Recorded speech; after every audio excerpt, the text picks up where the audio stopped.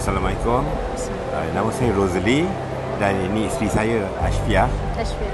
Kami daripada Kuala Lumpur lah, daripada Ampang menunaikan haji buat kali pertama lah. Dan pengalaman kami sebelum nak dapatkan peluang untuk menunaikan haji ini, memang insyaAllah kita dah buat rayuan sekurang-kurangnya dah 3 kali lah kita dah buat rayuan.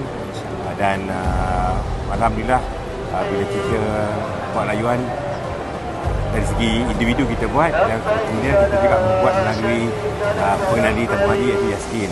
Jadi saya rasa itu membantu kami lah untuk mendapatkan peluang ya.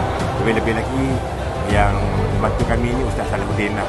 Jadi kami terima kasih kepada Ustaz Salahuddin kerana memberikan kepada kami peluang untuk menunaikan haji.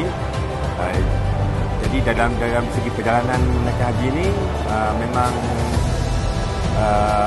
nak dikatakan lancar, saya boleh katakan lancar. Nak dikatakan ada cabaran, memang ada cabaran lah. Lebih-lebih lagi kalau haji ini mungkin lebih sesuai untuk golongan yang lebih muda lah. Saya rasa begitu, sebab dia fizikal kan. Jadi macam mana pun kita bersyukur sangat kerana Allah memudahkan, dan juga orang-orang sekeliling kita yang mana mendoakan kita. Dan Alhamdulillah kita dapat menunaikan ataupun melakukan ibadah haji ini dalam keadaan yang pada pandangan kita yang terbaik untuk yang kita mampulah. Memang kita tak nafikan, memang kita kalau diberi peluang lagi mungkin kita akan improve lagi. Itu memang benda yang kita nampak begitulah. Jadi dari segi pengendalian pengelola jemaah haji jemaah haji iaitu Yaskin, saya rasa dari segi pengendalian, dari segi suara dan sebagainya sangat memuaskan. Kami puas hati. Ustaz-ustaz memang dan juga petugas semuanya memang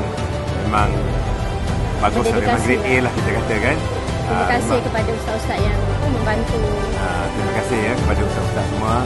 Memang hanya Allah sajalah yang boleh membalas yang sebaik mereka semua. Jadi dari segi penginapan dan sebagainya, kita bermula dekat Darul Mina, lepas Durat Mina, dan kemudian kita ke Swiss Hotel, dan akhir sekali di apa hotel kita baru ni? Terlupa pula hotel yang baru ni. Bukan yang Madin. Jadi memang untuk kami rasa sangat bersyukur sebab jarak antara tempat kami dan ke Masjidil Haram dan juga ke Masjid Nabawi itu sangat dekat. Sangat mudah dan dekat lah. Kalau ada apa-apa kekurangan dari segi orang kata apa, kita tak merebut peluang tu, semuanya salah diri sendirilah. Dari pihak Yaskin, saya rasa mereka dah buat yang terbaik. Kami ucapkan terima kasih lah kepada pihak Yaskin, dan semoga Allah membalas dan juga membuka ruang lebih lagi kepada Yaskin untuk bersama maju di masa hadapan, insya-Allah.